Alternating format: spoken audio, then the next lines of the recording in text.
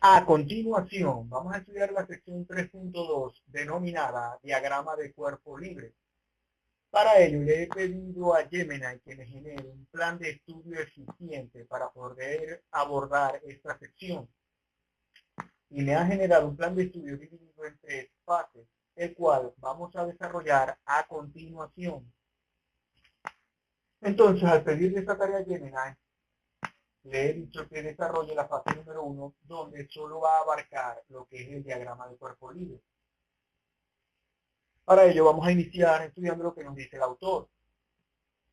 Para aplicar la ecuación de equilibrio debemos tomar en cuenta todas las fuerzas conocidas y desconocidas que actúan sobre la partícula. ¿Qué nos trata de decir allí el autor? Que si deseo aplicar la ecuación de equilibrio con éxito, debo tomar en cuenta todas las fuerzas, tanto conocidas como las desconocidas, que actúan sobre esa partícula. Si hago eso, voy a aplicar con éxito la ecuación de equilibrio. Recuerden, tomar en cuenta todas las fuerzas. ¿Cuáles fuerzas? Las conocidas y desconocidas que actúan sobre la partícula. La mejor forma de hacer esto es pensar en la partícula como si estuviera aislada y libre de su entorno. Aquí el autor nos ayuda a tener éxito. Dice que la mejor forma de hacer eso, de tomar en cuenta cada fuerza, tanto conocida como desconocida, para tener éxito al momento de aplicar la ecuación de equilibrio, es haciendo lo siguiente. Pensar, aquí está la clave, pensar como si la partícula estuviera aislada y libre de su entorno. ¿Qué significa eso? Que yo debo de imaginar a la partícula sin su entorno, aislada, totalmente libre de ese entorno en el que ella está envuelta. Allí entra en juego mi imaginación. Un dibujo que muestra a la partícula junto con todas las fuerzas que actúan sobre ella se denomina diagrama de cuerpo libre. Aquí el autor nos está dando el concepto de lo que es un diagrama de cuerpo libre. Dice que es un dibujo. Y en ese dibujo voy a mostrar a esa partícula junto con todas las fuerzas que actúan sobre ella. Si yo logro hacer eso, he dibujado mi diagrama de cuerpo libre. Continuó el autor diciendo, antes de presentar un procedimiento formal de cómo trazar el diagrama de cuerpo libre, primero consideraremos tres tipos de soporte que se encuentran con frecuencia en los problemas de equilibrio de partículas. ¿Qué nos trata de decir allí el autor?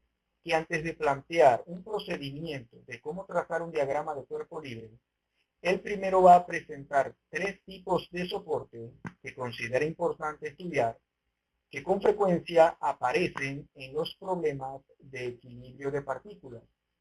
¿Cuáles son estos soportes? El resorte, cables y poleas y contacto liso. Pero, como les dije, Gemini me ha creado un plan de estudio dividido en tres fases, cuatro fases. Y en la fase número 1, que es esta que tenemos acá, solo va a desarrollar el concepto de diagrama de cuerpo libre. Cuando le pida la fase 2, ya va a pasar a estos tres tipos de soporte. Entonces, Gemini me desarrolló la primera fase de esta manera. Dice, primero, desarrollo teórico profundo, el arte del aislamiento. El libro de Hibbeler abre la sección 3.2 con una advertencia inquebrantable. Para aplicar con éxito las ecuaciones de equilibrio, debemos tomar en cuenta todas las fuerzas conocidas y desconocidas que actúan sobre la partícula. Entonces Gemini inicia diciendo que el autor nos advierte una cosa, que si deseo aplicar las ecuaciones de equilibrio con éxito, debo tomar en cuenta lo que ya nos había dicho el autor, todas las fuerzas conocidas y desconocidas que actúan sobre la partícula. Si yo garantizo eso, tendré éxito en aplicar las ecuaciones de equilibrio de manera satisfactoria. Continúa. Si omites una fuerza o si agregas una que no existe, el puente colapsa en el papel. Entonces, esto es muy importante porque si yo omito una fuerza, se me olvidó colocar una fuerza, o agregué una que no está, fracasaré en el ejercicio. ¿Cómo garantizamos no equivocarnos? El autor dicta la regla de oro. La mejor forma de hacer esto es pensar en la partícula como si estuviera aislada y libre de su entorno. Entonces aquí Gemini nos dice cómo garantizar el éxito. Es decir, no omitir las fuerzas ni agregar fuerzas sobre la partícula. ¿Cómo garantizo el éxito? Acá nos da una regla de oro, dice. Pensar en la partícula como si estuviera aislada y libre de su entorno. Entonces aquí entra en juego la imaginación del estudiante. El estudiante debe imaginarse esa partícula aislada y totalmente libre ahora de su entorno. A este bosquejo que muestra la partícula junto con todas las fuerzas que actúan sobre ella lo llamamos diagrama de cuerpo libre, DCL o DCL. Entonces aquí Gemini nos da la definición de diagrama de cuerpo libre. Ella lo llama como un bosquejo. En este bosquejo, o un bosquejo que muestra a la partícula con todas las fuerzas que actúan sobre ella. La palabra clave aquí es libre. Entonces aquí nos da este término importante. Dice que del término diagrama de cuerpo libre, la palabra libre hay que meterle el ojo, hay que estudiarla. Esto significa que en tu dibujo ya no existen paredes, no existen techos, no existen vigas ni el suelo. Entonces, en mi bosquejo, en mi dibujo, ya no va a existir el entorno sobre el cual está la partícula, ni paredes, ni hay paredes, ni techos, ni vigas, ni suelo, nada. Todo el entorno físico que tocaba a la partícula es eliminado y en su lugar debes dibujar una flecha vector que represente la fuerza que ese entorno estaba ejerciendo. ¿Qué significa eso? Que todo el entorno físico que envuelve a la partícula es eliminado. Y en su lugar voy a colocar flechas que representan vectores, que a su vez representan la fuerza que ese entorno ejerce sobre la partícula. Y allí Gemini ha terminado de desarrollar la teoría del diagrama de cuerpo libre. Luego me presenta lo que es un glosario técnico del ingeniero, es decir, define los términos que son un poco difíciles de entender. Define partícula aislada, significa arrancada mentalmente de la realidad, es decir, un nudo, un gancho o un anillo a un simple punto geométrico en el espacio XY, sin importar el material del que esté hecho en ese momento. Eso es lo que es una partícula aislada. Es decir, se omite la masa y simplemente la dibujo como un punto. Entorno son todos los objetos físicos que están en el contacto con tu partícula. Cuerdas, resortes, el suelo, una polea. En el DCL, o diagrama de cuerpo libre, el entorno se borra y se reemplaza por flechas. Entonces el entorno son todos los objetos físicos en contacto con la partícula. En el diagrama de cuerpo libre yo los quito, simplemente los sustituyo por vectores, flechas. Fuerzas activas son las fuerzas que quieren poner a la partícula en movimiento. Por lo general, es el peso del objeto, la gravedad tirando hacia abajo o fuerzas magnéticas. Son las causantes del problema. Estas son las fuerzas activas, las que quieren poner a la partícula en movimiento. Y nos da como ejemplos el peso del objeto o fuerzas magnéticas. Fuerzas reactivas son las fuerzas provocadas por las restricciones o soportes. Los cables, el suelo, son las fuerzas que reaccionan para evitar el movimiento y mantener el equilibrio. Son las que salvan el diseño. Entonces, las fuerzas reactivas son las que provocan las reacciones, las restricciones o soportes. Son las que evitan el movimiento. Por ejemplo, un vaso sobre una mesa. La mesa es el soporte para el vaso. En este caso, la mesa evita que se caiga. Nos da aquí una analogía, la cual dice, analogía, la motosierra invisible. Imagina que estás en un taller mecánico y frente a ti hay un pesado motor de automóvil de 500 kilogramos colgado en el aire, sostenido por un anillo de acero, el cual sale de 2 cadenas atadas al techo. Tu misión es calcular la tensión en las cadenas. Si intentas analizar todo, el motor, el techo, las paredes, tu cerebro colapsará. Aquí usas tu motosierra invisible. Enfocas tu vista única y exclusivamente en el anillo central, la partícula. Mentalmente, usas la motosierra para cortar la cadena derecha, cortar la cadena izquierda y cortar la cadena que baja al motor. Es allí donde entra en juego mi imaginación. Al hacer esto, el anillo debería caerse, ¿verdad? Para que no caiga en tu mente. En cada punto que hiciste un corte, dibuja una flecha. Las flechas de arriba son las fuerzas reactivas, tensiones, y la flecha de abajo es la fuerza activa, el peso del motor. Este anillo flotando en la nada, sostenido únicamente por flecha, es tu diagrama de cuerpo libre. Y aquí nos hace una aplicación práctica.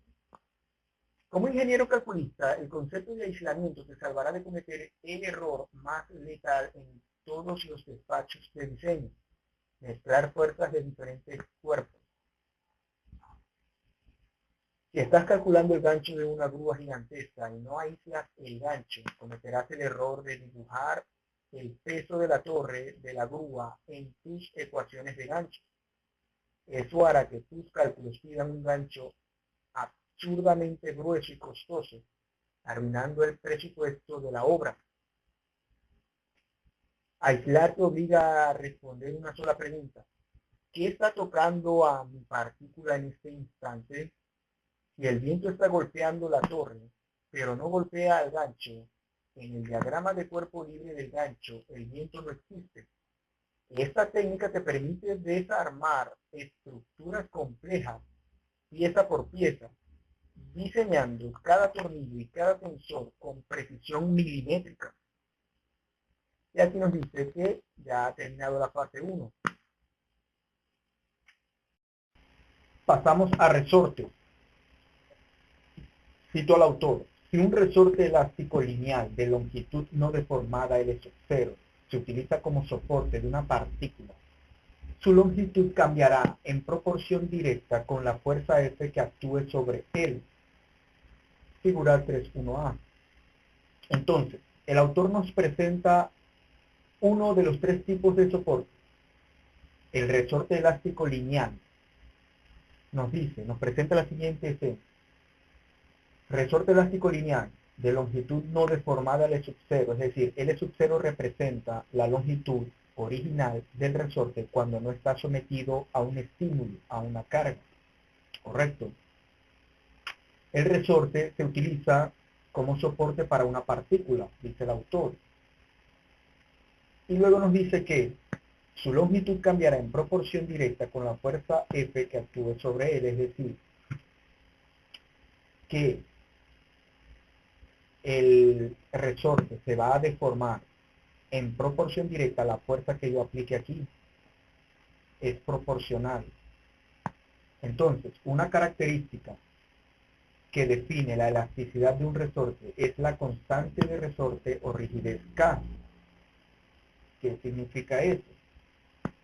Que nuestro resorte, ¿verdad? Algo que define su elasticidad es la constante de resorte o rigidez K. Ese número va a definir la elasticidad del resorte. La magnitud de la fuerza ejercida sobre un resorte elástico lineal que tiene una rigidez K y está deformado, alargado o comprimido, una distancia S es igual a L menos L sub 0 medida desde su posición sin carga es, nos presentan esta ecuación, S es igual a KS, ecuación 3.2. ¿Qué nos quiere decir ahí el autor?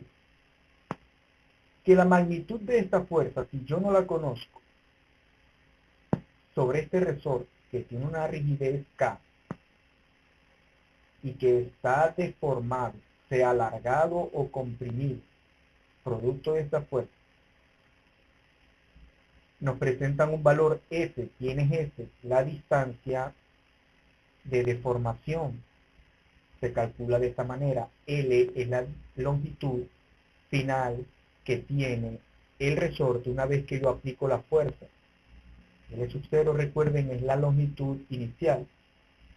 Entonces, la magnitud de esta fuerza va a estar dada por esta ecuación. Se multiplica la rigidez por la distancia S. Si S es positiva, lo que causa un alargamiento, entonces F debe tirar del resorte.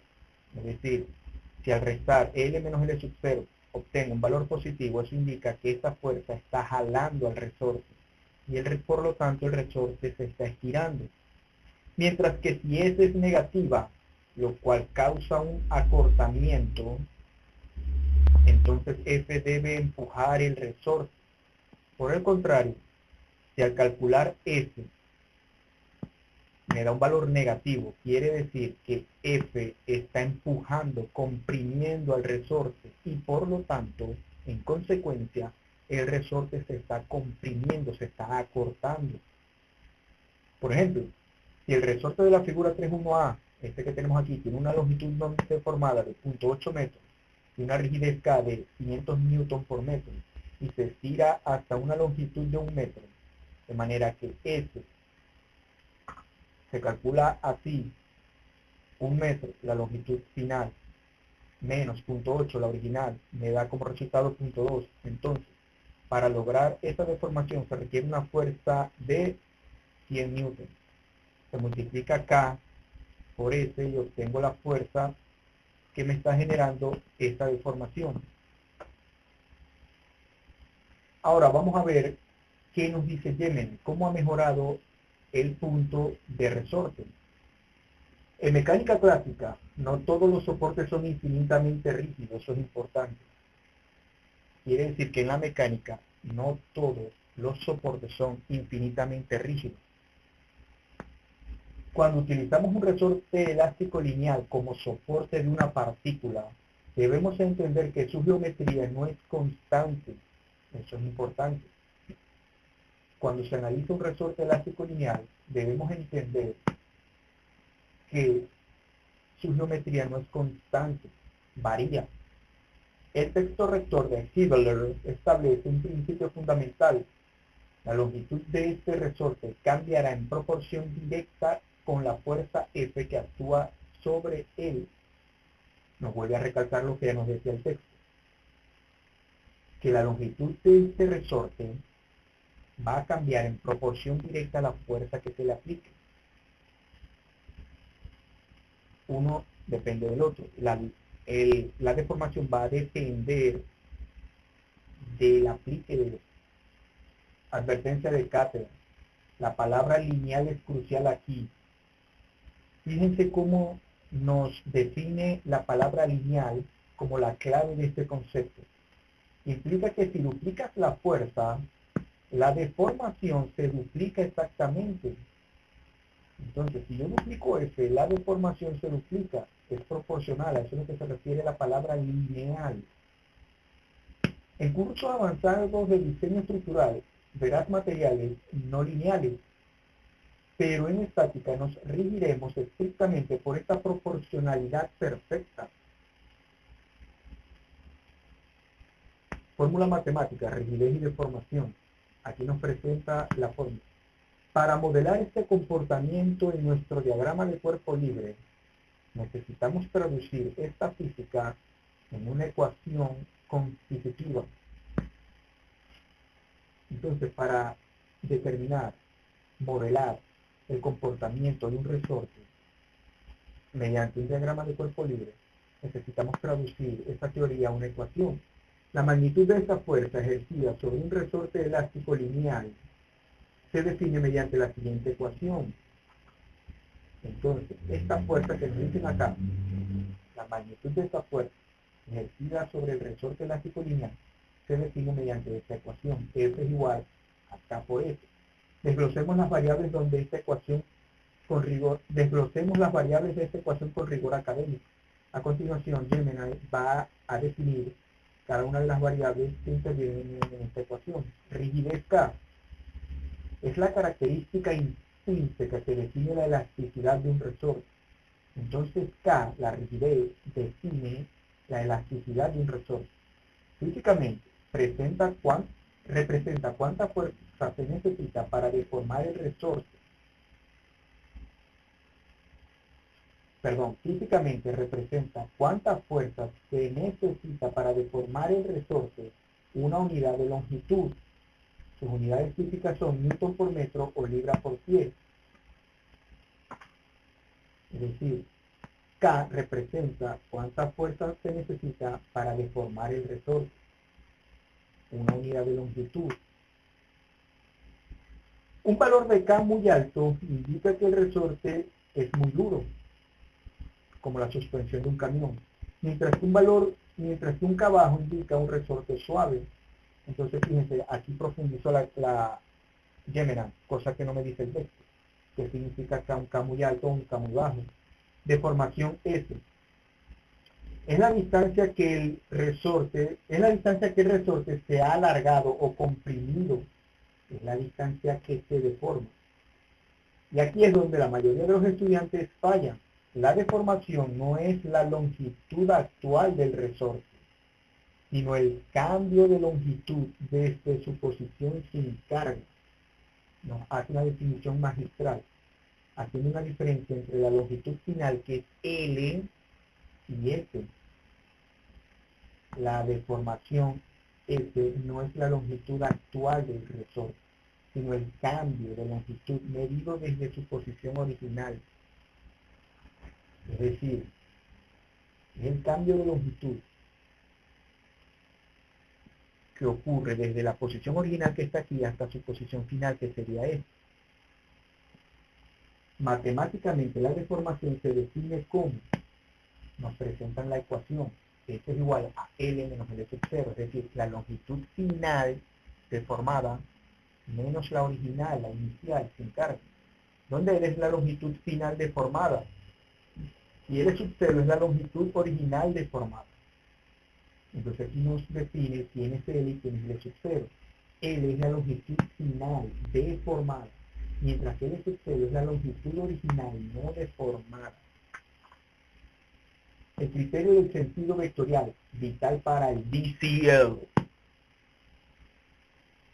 Tener la magnitud de la fuerza F sobre la mitad del trabajo. Es decir, cuando calculo F, solo he cumplido con la mitad del trabajo. Un vector necesita una dirección y un sentido. Como ya hemos visto en videos anteriores, el vector se define por tener una dirección y sentido. Hibbeler nos dicta una regla estricta basada en el signo de la deformación S para saber hacia dónde dibujar la flecha en nuestro DCL, diagrama de cuerpo libre. Entonces el autor Hibbeler, dice Gemini, da una regla estricta basada en el signo de S, basada en el signo de S, de la deformación S, para saber hacia dónde dibujar la flecha en nuestro diagrama de cuerpo libre. Y nos da dos casos. Caso 1, alargamiento. Ocurre cuando S es mayor que 0. Si la longitud final L es mayor que L sub 0, entonces S es positiva. Entonces nos dice, si L es mayor que L sub 0, que es este caso que está acá, entonces S es positiva. Esto causa un alargamiento, lo que significa que el resorte está en tensión. Por lo tanto, la fuerza F debe tirar al resorte. Como S es positiva, hay un alargamiento. Eso significa que F está jalando al resorte. Caso 2, acortamiento. S menor que 0. Si la longitud final L es menor que L sub 0, entonces S es negativa. Aquí sucede lo contrario. L sería menor que L sub 0.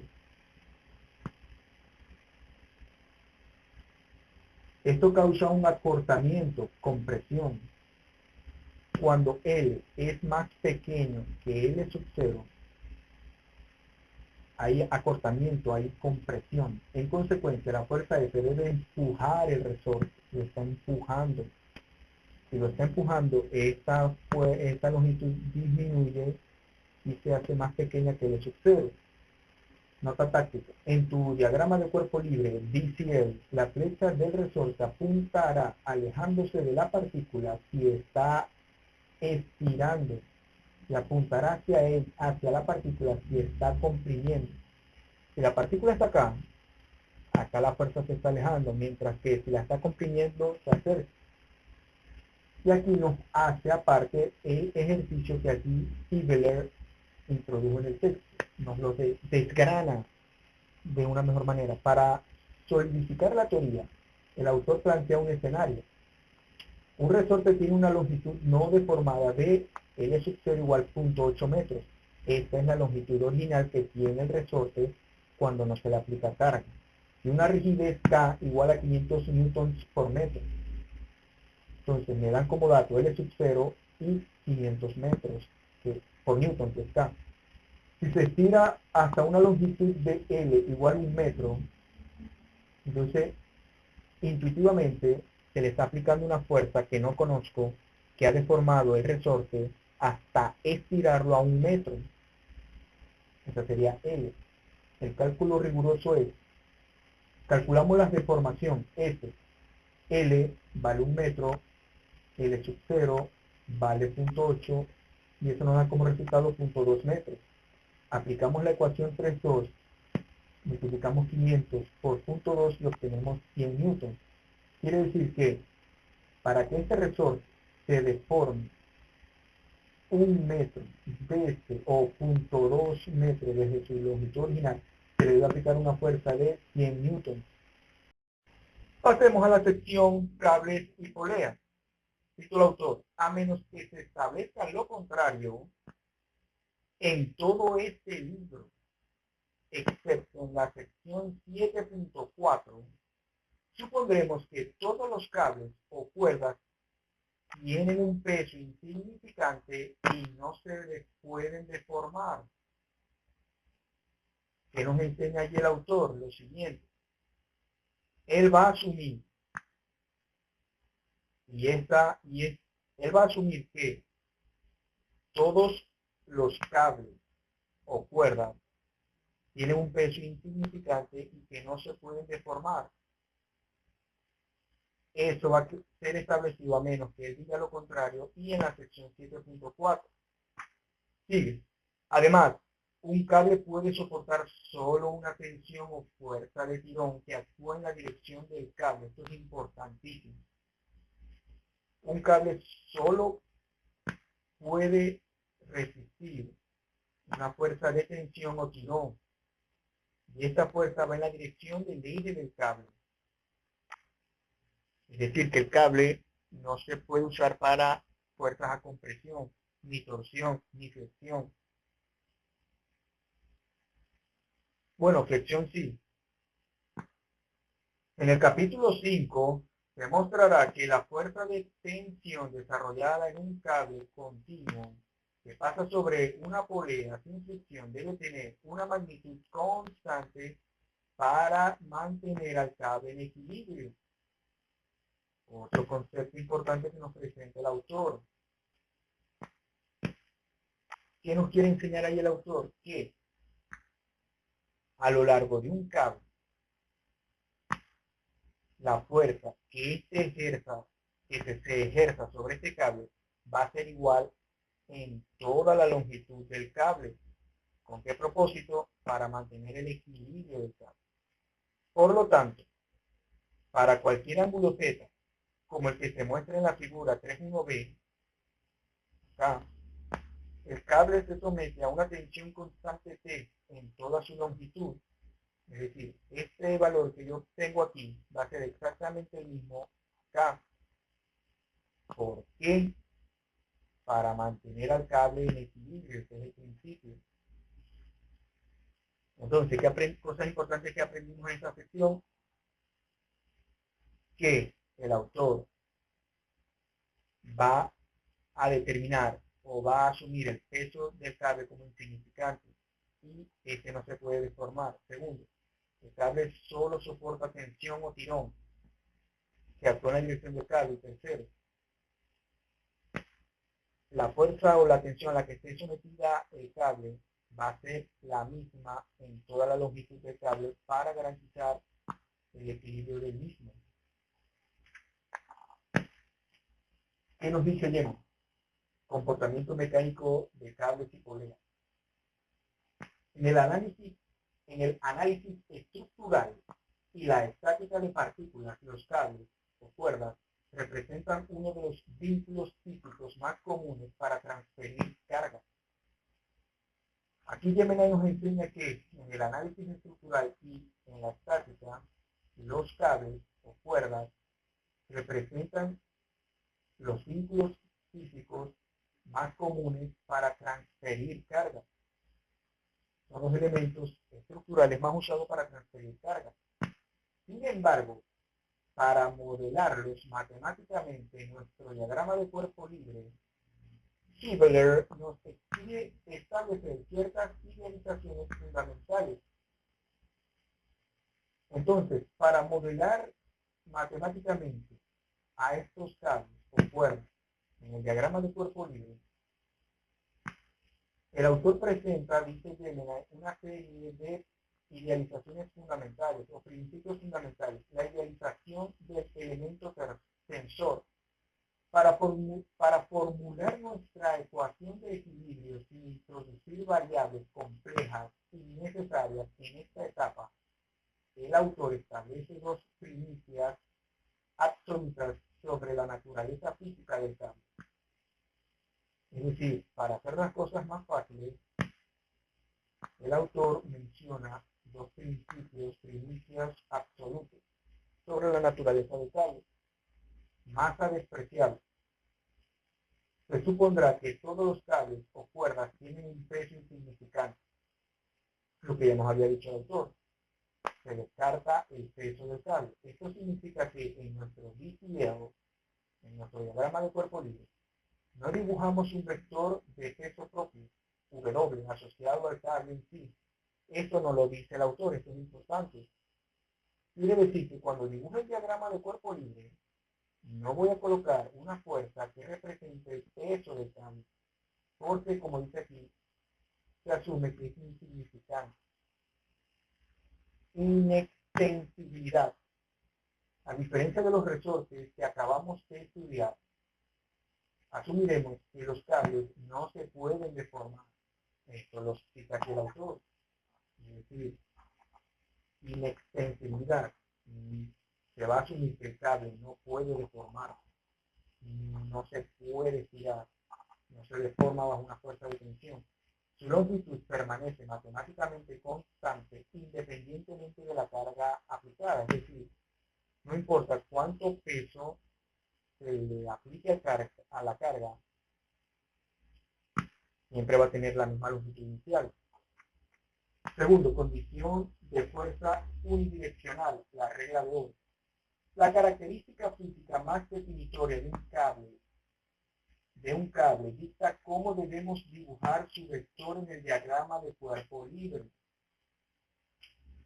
Entonces hay una característica que define o que resalta sobre el resto, que dicta cómo se debe dibujar el cable en el diagrama de cuerpo libre. El texto es categórico al respecto. Un cable puede soportar solo una tensión o fuerza de tirón. Es decir, el cable está diseñado solo para resistir fuerzas de tensión o de tirón. Esta fuerza de tensión actúa estrictamente en la dirección del cable. Esa fuerza tiene que actuar en la dirección o eje del cable. Advertencia de cátedra. Matemáticamente, esto significa que el vector fuerza colapsa sobre la misma línea de acción geométrica que dibuja el cable en el espacio. Además, como solo puede tirar la flecha de la fuerza de tensión en su diagrama de cuerpo libre, siempre debe apuntar alejándose de la partícula aislada. Un cable jamás puede empujar. Quiere decir que las fuerzas que se dibujen en un cable como este que tenemos aquí siempre se va a alejar de la partícula porque él resiste solamente fuerzas de tensión o tirón. Jamás pueden empujar. Punto 3. El postulado de la polea sin fricción. Cuando un problema involucra un cable que cambia de dirección al pasar por un soporte circular, debemos analizar la interacción en la polea. Aquí se introduce un nuevo elemento que es la polea. Entonces, cuando un ejercicio involucre un cable que cambia de dirección al pasar por una polea, como acá, miren, este cable es oblicuo, pasa a través de la polea, se le cambia la dirección y ahora es vertical. Dice Gemini que debemos analizar la interacción en la polea. Hibbeler adelanta un postulado crucial que se demuestra formalmente en el capítulo 5.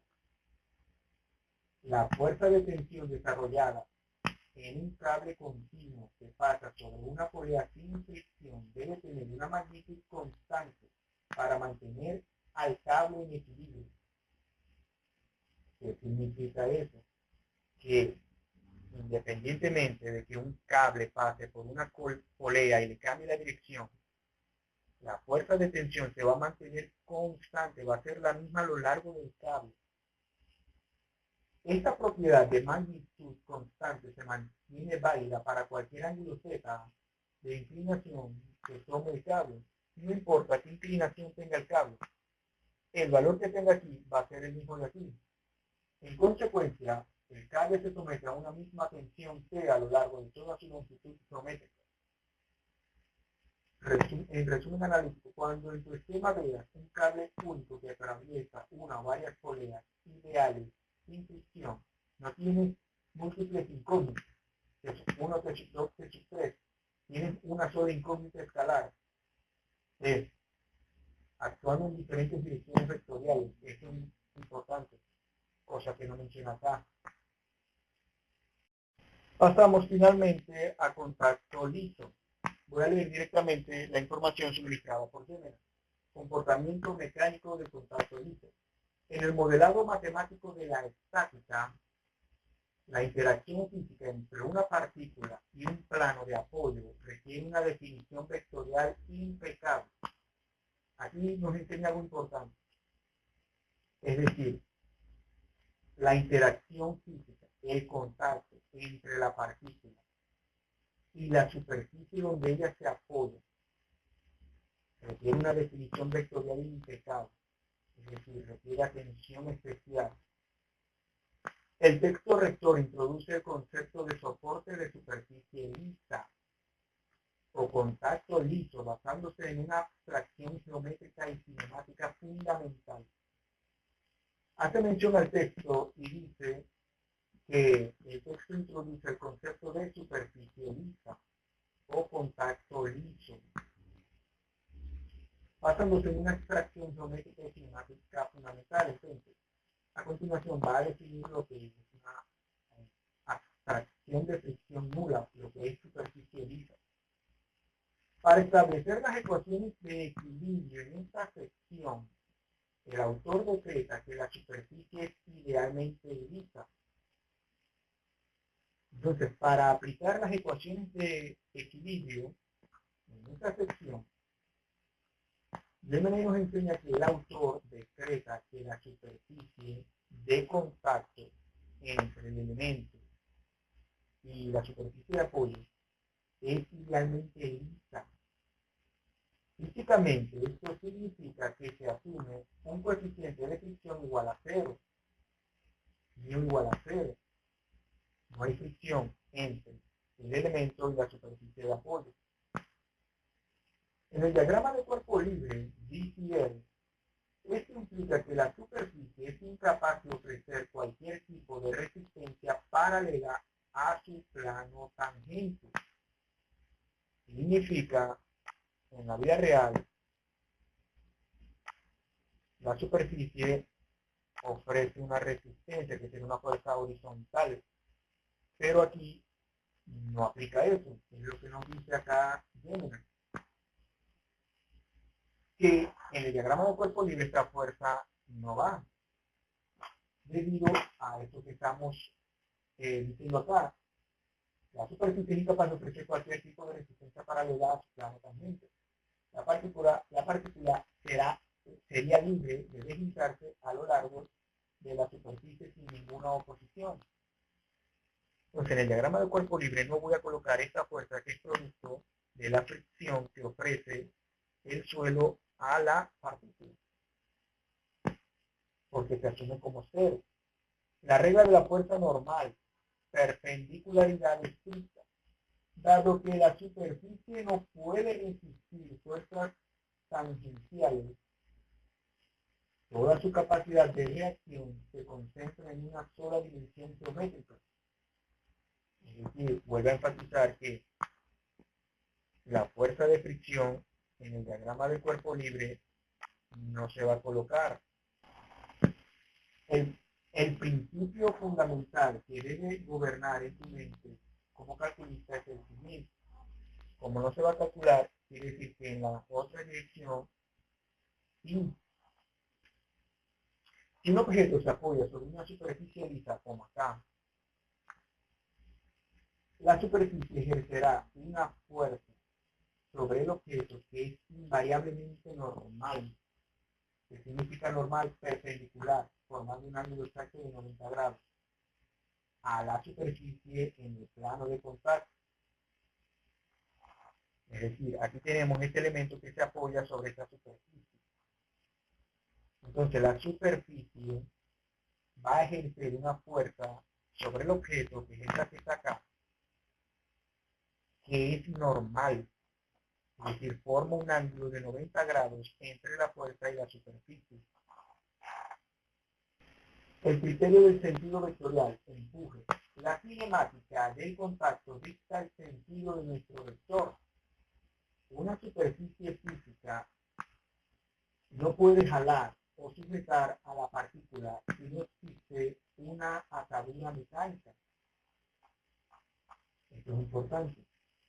No puede existir el agarre o el jalón a menos que exista una atadura mecánica. Por consiguiente, una superficie lisa solo puede empujar. En la construcción de tu diagrama de cuerpo libre, el vector de esta fuerza reactiva, al cual denotamos universalmente como variable n de normal, debe dibujarse siempre apuntando hacia la partícula, alejándose de la superficie de apoyo. Es decir, que cuando dibujemos la fuerza n, su punta siempre debe a señalar a la partícula como está aquí, alejándose de la superficie de apoyo que sería el suelo. Advertencia de cátedra. Al encontrarte con un contacto liso, la dirección de la fuerza ya es una constante matemática conocida gracias a la geometría del plano de apoyo.